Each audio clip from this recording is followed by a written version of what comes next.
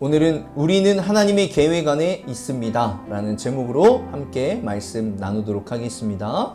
말씀을 은혜 받으시는 귀한 분들 되시길 소망합니다. 오늘까지 에스더를 총 3번 말씀을 나누어 보았습니다. 첫째 주에는 이 하만의 계략과 또 그에게 절하지 않는 이 모르드게에 대한 말씀을 나눴지요. 그렇게 나누면서 우리가 어디에서든지 그리스도인으로서 정직하게 살아가자라는 말씀을 나눴습니다. 그리고 둘째 주에는 이제 에스더의 죽으면 죽으리이다라는 그 고백으로 우리가 함께 살펴보았는데, 그리하여서 우리가 이 세상에서 복음을 위해서 살고 또한 사명을 위해서 살아가자 이렇게 결단했습니다. 오늘 셋째 주에는 이 아하수에로 왕과 하만과 에스더가 함께 잔치 자리에 있는 가운데 에스더가 하만을 지목하여서 저 사람이 나를 죽이려고 합니다. 우리 민족을 죽이려고 합니다.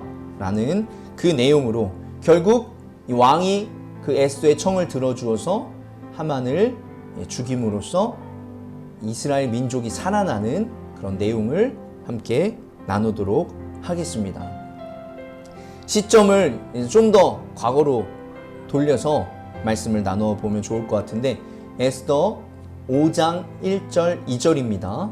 지난주의 말씀과 이제 연결되어서 죽으면 죽으리이다 결단한 후에 이제 3일 동안 금식하고 왕에게 찾아가는 내용입니다. 금식한 지 사흘째 되던 날에 에스더는 왕후의 예복을 입고 대궐 안뜰로 들어가서 대궐을 마주보고 섰다. 그때 왕은 어전한 왕자에서 문 쪽을 바라보고 앉아 있었다. 왕이 에스더 왕후가 뜰에 서 있는 것을 사랑스러운 마음으로 바라보고 쥐고 있던 금규를 에스더에게 내밀자 에스더가 가까이 다가가서 그 규의 끝에 손을 대었다. 에스더가 갑자기 왕에게 나타난 거예요. 그래서 왕이 어떻게 바라보았다고요? 사랑스러운 마음으로 바라보았다. 금규를 안 내밀면, 금지팡이를 안 내밀면 이제 에스더가 죽게 되는 사형인데 금규를 내밉니다. 이 내민 지팡이에 에스더가 화답을 해야 되는 거예요. 내밀었으면 손으로 이렇게 하면서 이제 왕이 말합니다. 왜 왔냐? 무엇이든 얘기해봐라. 하고 싶은 말이 있어서 온 거 아니냐? 내가 나라의 절반이라도 주겠다. 얘기를 하자 에스더가 뭐라고 얘기하냐면, 제가 잔치를 열겠습니다. 왕을 위하여서 열 테니 왕의 2인자 하만과 같이 와주십시오. 오늘 열겠습니다. 그러니까 왕이 갑자기 이게 무슨 일인가 하면서 하만과 같이 갑니다. 하만도 불러서 가서 또 물어봐요. 원하는 게 뭐냐? 무슨 말을 하려고 이 잔치를 열었냐? 나라의 반이라도 주겠다 하니까 에스더가 제가 하고 싶은 말은 별 얘기는 아닌데 내일 잔치를 열겠습니다. 오늘 열었는데 내일 또 연다는 거예요. 그러니 하만과 함께 와주십시오. 지금 왕이 벌써 2번 물어봤어요. 원하는 게 뭐냐고, 하고 싶은 말이 뭐냐고. 근데 내일 또 오라는 거죠. 이게 5장의 내용이고 이제 하루가 지나서 7장의 내용이 나오는데, 6장에 어떤 내용이 나오냐면 왕이 잠이 안 와요. 무슨 어떤 생각을 갖고 있어서 잠이 안 오는지 모르겠지만 잠이 안 옵니다. 이 궁중일기를 살펴보는 그런 내용이 6장의 내용인데, 넘어가서 7장입니다. 다음 날이 된 거예요. 3번째 물어보는 거예요. 3번째. 원하는 게 뭐냐? 나라의 절반이라도 주겠다 하니까 에스더가, 임금님, 내가 임금님께 이 은혜를 입었고 임금님께서 나를 어여삐 여기시면 나의 목숨을 살려주십시오. 이것이 나의 간청입니다. 나의 결의를 살려주십시오. 이것이 나의 소청입니다. 갑자기 뜸을 한참 들이다가 얘기하는 게 지금 이런 얘기예요. 내가 죽게 생겼습니다. 나를 살려주시고 나의 민족을 살려주십시오. 4절에 나와 내 결의가 팔려서 망하게 되었습니다. 사륙당하게 되었습니다. 다 죽게 되었습니다.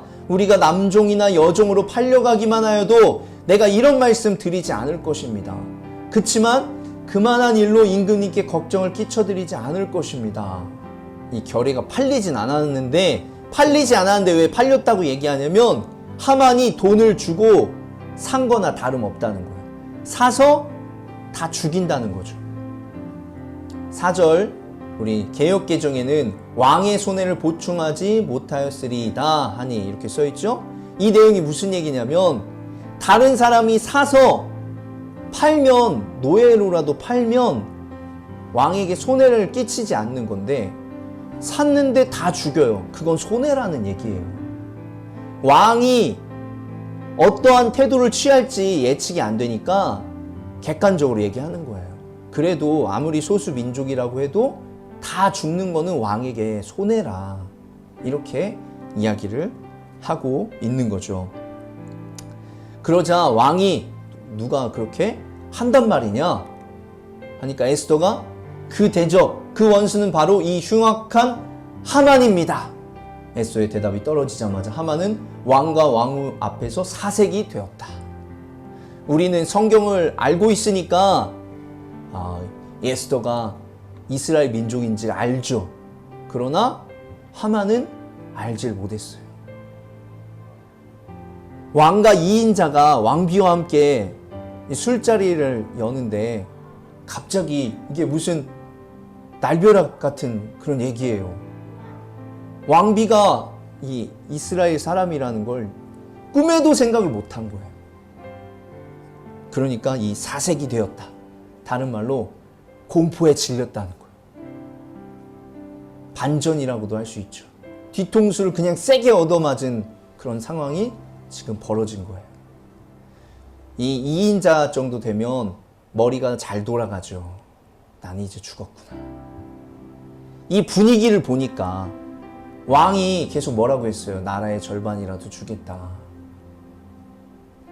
왕비를 사랑하는 게 보이고 왕비를 가까이 하는 게 보이는데 지금 왕비를 죽이는 역적으로 갑자기 몰리게 되었으니까 지금 형국이 나에게 굉장히 불리하게 돌아가는구나.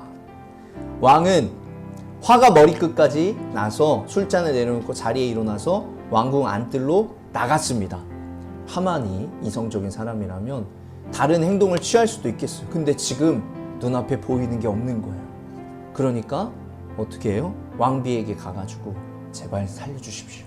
하만은 왕이 자기에게 벌을 내기로 마음먹은 것을 알고서 그 자리에 남아서 에스더 왕후에게 목숨만 살려달라고 애고를 하였다. 사실 목숨을 살려달라고 해야 되는 사람은 에스더가 아니라 왕이에요. 왕한테 가야 되는데 잘못 잡은 거예요. 다리 가랭이를 잡고 또 우리 개역개정에는 왕비가 있는 걸상에 갔다 이렇게 써있죠. 왕이 하필 또 그때 찾아와요. 쉽게 얘기해서 우리 요셉 생각하면 돼요. 요셉은 어떻게 했죠? 옷 벗고 도망갔잖아요. 근데 옷 벗기 전에 사람들이 찾아왔다. 예, 옷 벗기 전에 사람들이 왕이 이게 간 거예요. 그 장면을 본 거죠. 그러면 어떻게 되는 거예요? 오해를 살 만하죠. 이 상황도 마찬가지라는 거예요. 지금 아무것도 하지 않았는데도 오해를 살 만한 상황이 연출이 된 거예요. 왜요? 왕비에게 신하가 가까이 갔어요. 그러니까 왕은 네가 지금 개역개정에 강간까지 하려고 하냐 하는데 하만이 에스더가 눕는 침상 앞에 엎드려 있었다. 왕은 뭐라고 해요? 저놈이 왕후를 범하려 하는구나 이렇게 보는 거죠. 그런데 다른 또 해석에서는 네가 왕비가 말한 대로 우리 왕후를 위협을 가하려고 하는구나 이렇게도 해석을 합니다. 한마디로 얘기하면 뭐가 되었든 위험한 행동을 하려고 한 게 연출이 된 거예요. 왕의 입장에서는 어쨌든 나쁜 행동을 한 거예요. 원래 죽이려고 했기 때문에. 그래서 이 하만의 얼굴을 가리게 되었죠. 얼굴을 가린다는 거는 끝이 보인다는 거예요. 그러니까 죄인으로 취급을 하는 것이에요. 그렇게 해서 하만이 이제 결국은 장대에 매달려서 죽게 되는 그런 내용이 나오는데요. 오늘은 이러한 내용으로 우리가 함께 좀 말씀을 나누었으면 좋겠는데요. 특별히 하나님의 계획에 대해서 말씀을 나누었으면 좋겠습니다.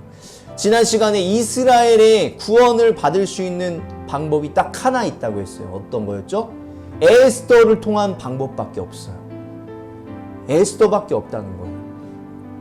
그래서 에스더가 겁이 많아서라기보다도 실제로 내가 죽을 수도 있는 상황이기 때문에 3일 동안 금식을 선포하고, 나도 금식할 테니 이스라엘 모든 사람들도 금식하면서 나를 위해서 기도해 주십시오.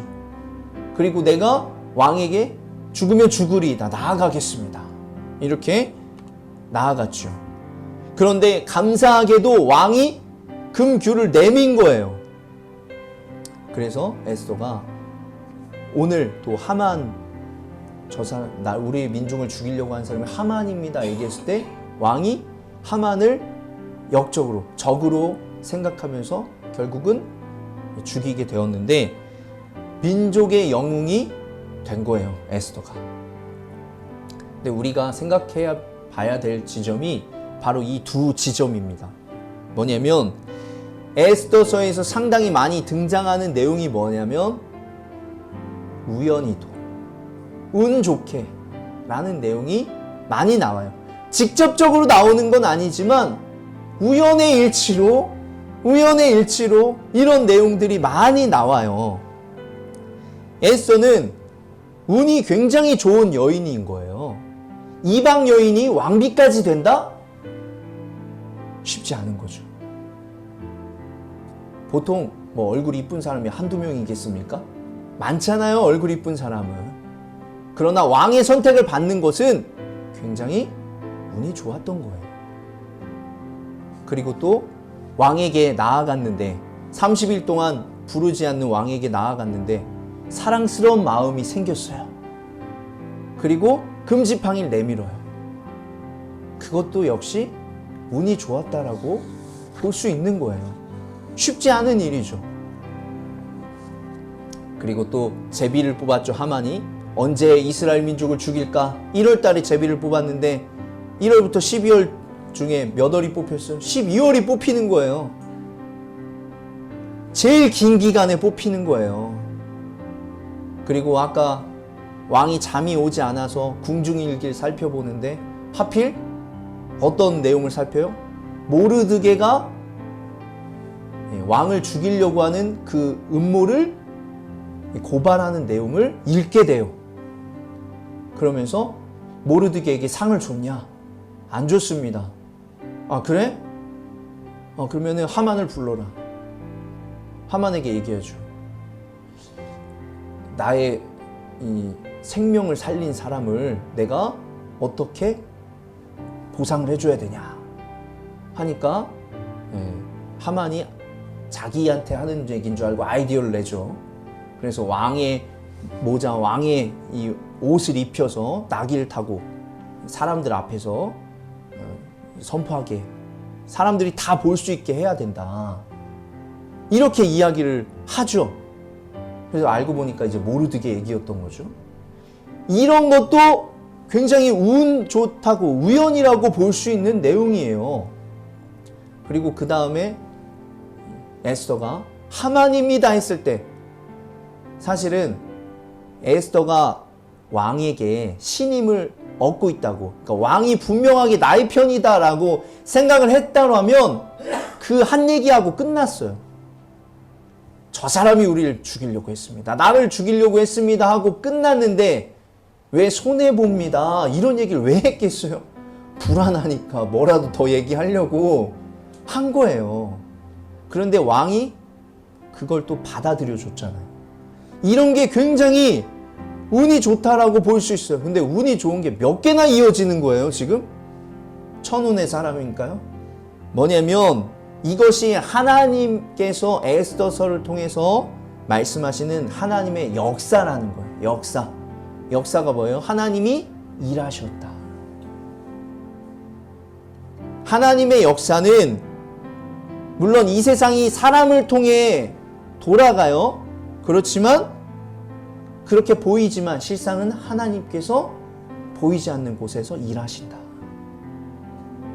하나님께서 나를 통해 우리를 통해 지금도 일하고 계신다. 잠언 16장 9절에 사람이 마음으로 자기 앞길을 계획하지만 그 발걸음을 인도하시는 분은 주님이시다. 우리가 주님께서 나의 길을 인도하신다. 이 확신이 있어야 됩니다. 더 좋은 길, 더 선한 길로 인도하여 주신다. 우리 아까도 찬양으로 고백했잖아요. 더 좋은 길, 더 선한 길, 더 완전한 길로 인도하여 주실 것이다.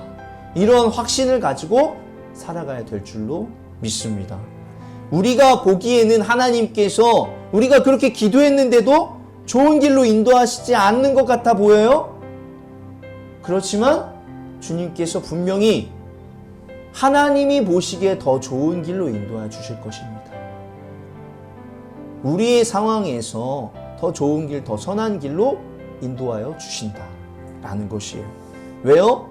하나님께서 우리의 아바 아버지가 되시고 우리는 그분의 자녀이기 때문이에요. 자녀에게 안 좋은 거 주시려고 하는 부모가 어디 있겠어요? 지금 여러분이 이 자리에 있고 여기까지 오게 된 것도 하나님의 인도하심이다 라는 것을 기억하시길 소망합니다. 에스더가 민족을 위해서 많은 일을 했어요. 민족을 살리는 결정적인 역할을 했어요. 그러나 하나님께서 역사해 주시지 않았다면 에스더는 민족과 함께 그냥 죽어갔을 거예요. 아마 왕에 의해서 에스더가 먼저 죽고 그 다음에 이스라엘 민족이 죽었겠죠. 그러나 하나님께서는 왕의 마음을 움직여 주셔서 왕을 통해 이스라엘 민족이 아닌 하만과 그의 가족들이 몰락하게 만들어 주셨습니다. 이 에스더의 입장에서 우리가 생각해 볼 필요가 있어요. 왕이 금지팡이를 내밀었어요. 그때 어떤 생각이 들었을까요? 하나님이 도와주셨다. 왕이 하만을 장대에 매달아라 했을 때 하나님께서 왕의 마음을 이끄셨다. 즉 왕이 한 거지만 에스더의 입장에서는 기도를 하는 에스더의 입장에서는 하나님이 하신 거라고 여길 수밖에 없는 거예요. 우리 역시도 이런 관점으로 이 세상을 바라볼 필요가 있는 거죠. 우리가 기도하고 있어요. 어떤 부분에 대해서. 그러면 사람들이 했다고 하더라도 하나님께서 역사해 주시는 그 이면을 볼 수 있어야 된다는 거예요. 아, 하나님께서 나의 기도를 들어주셨구나. 이렇게 느낄 수 있다는 거죠. 그래서 우리는 분명하게 고백해야 됩니다. 우리의 삶의 작은 부분에서조차 하나님의 역사하심이 필요하다라는 것을 고백해야 될 줄로 믿습니다. 우리가 하는 모든 일이 우리의 계획대로, 우리의 생각대로 흘러가나요? 그렇다면 정말 대단하신 분들입니다. 반대로 우리에게 아무런 사고가 일어나지 않아요. 그리고 무탈해요. 그건 역시도 굉장한 일인 거예요. 우리의 계획대로 좋은 것들이 일어나는 것도 굉장한 일이고 반대로 아무런 일도 일어나지 않고 건강하게 지내는 것도 굉장한 일인 거죠. 맞죠? 그러니까 좋은 일도 안 좋은 일이 일어나는 것도 굉장한 일이고 안 좋은 일이 안 일어나는 것도 굉장한 일이라는 거예요.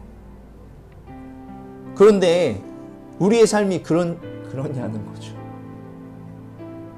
즉 우리는 매 순간순간 하나님의 도우심과 역사하심이 필요하다라는 것이에요. 또 다른 예를 하나 들자면 우리가 교회에서 예배를 드리죠. 저희 와이프와 제가 금요일 날 예배가 끝난 뒤에 1시간씩 찬양 연습을 할 때도 있습니다. 주일 예배를 위해서. 여러분들도 은혜를 사모하면서 이 자리에 왔겠지만 저도 그렇고 우리 사모도 그렇고 같이 예배를 열심히 준비한다는 거예요. 그런데 그렇게 한다고 해서 여러분들이 이 자리에 와서 은혜 받는 건 아니죠. 하나님이 역사해 주셔야 여러분이 은혜 받는 거예요. 여기까지 오게 하는 거는 뭐 저의 몫일 수 있고 또 다른 사람의 몫일 수 있겠지만 이 자리에서 하나님의 은혜를 경험하고 여러분이 회개가 일어나고 결단하는 거는 하나님의 역사라는 거예요. 하나님이 부어주신 은혜가 아니면 이 자리에서 아무런 일도 일어나지 않을 수 있다는 거죠. 결론적으로 우리들이 최선을 다해 노력할 필요는 있어요. 그렇지만 하나님의 역사하심이 늘 필요하다. 하나님께 결과를 맡기고 의지하며 나아가는 태도가 우리에게 늘 필요하다는 거예요. 하나님이 하셔야 된다라는 거죠. 그래서 삶의 작은 부분까지도 하나님께 기도하며 하나님의 역사하심을 구하는 분들이 되시길 소망합니다. 독일의 신학자 디트리트 보네퍼는 이렇게 얘기를 했습니다. 하나님께는 아무것도 잃지 않으십니다. 우리 삶의 모든 세부사항은 그분의 계획의 일부입니다. 조금 말이 어렵죠? 영어를 해석하니까 말이 어렵습니다. 그래서 제가 쉽게 해석을 했죠. 우리는 하나님의 계획 안에 있습니다. 여러분은 하나님의 계획 안에 있어요. 디트리트 보네퍼란 사람은 40세에 죽었어요. 어느 시대에 살았던 사람이냐면 히틀러의 시대에 살았던 사람입니다. 그가 아까 그런 고백을 했던 건데, 여러분 이 시대에 살고 있으면서 우리의 삶은 하나님의 계획 안에 있습니다라고 고백할 수 있겠습니까? 지금 2차 세계대전이 일어나고 있는 상황에서 우리는 하나님의 계획 안에 있습니다라고 말할 수 있겠냐는 거예요. 내가 지금 비극적인 고난과 어려운 시기를 겪고 있는데 모든 것이 하나님의 계획 안에 있습니다 라고 고백하기는 쉽지 않은 거예요. 그러나 그렇게 고백을 했다라는 거죠. 이 디트리트 보네퍼는 당시 독일 교회가 히틀러의 권력에 굴복해서 침묵하고 복음을 왜곡하는 그런 상황에 놓이자 굉장히 실망을 많이 합니다. 그리고 이 히틀러의 만행을 지켜보면서 평화주의자였던 이 사람이 내가 히틀러를 암살해야겠다 이렇게 결심을 하고 암살을 주도합니다. 어떻게 되었을까요? 실패했습니다. 그래서 잡혀서 교수형에 처해집니다. 그리고 죽기 전에 이것은 끝이 아니라 시작입니다. 이렇게 고백합니다. 그리고 또 다른 사람들에게는 하나님은 우리가 힘이 없을 때 가장 가까이 계십니다. 이렇게 고백하면서 오히려 다른 사람들을 위로하는 말을 했습니다.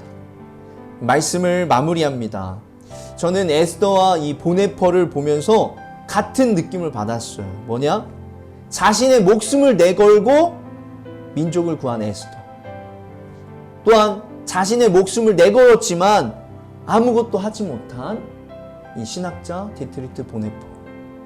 하지만 이 두 사람이 자신의 인생을 바라보는 그 시선은, 세상을 바라보는 시선은 동일하지 않았을까? 성공하던 실패하던 이 두 사람은 주어진 환경에 최선을 다하면서 살아갔어요. 그리고 결과를 하나님께 맡겼죠. 물론 결과는 달라졌어요. 에스더는 성공했고 이 디트리트 보네퍼는 실패했어요. 하지만 하나님께서 역사해 주셔서 이 보네퍼가 죽은 뒤 2주 뒤에 이제 2차 세계대전이 끝나게 되었습니다. 여러분은 여러분 스스로를 어떻게 생각하고 계시나요? 실패한 인생이라고 생각하고 계시나요? 아니면 성공한 인생이라고 생각하고 계시나요?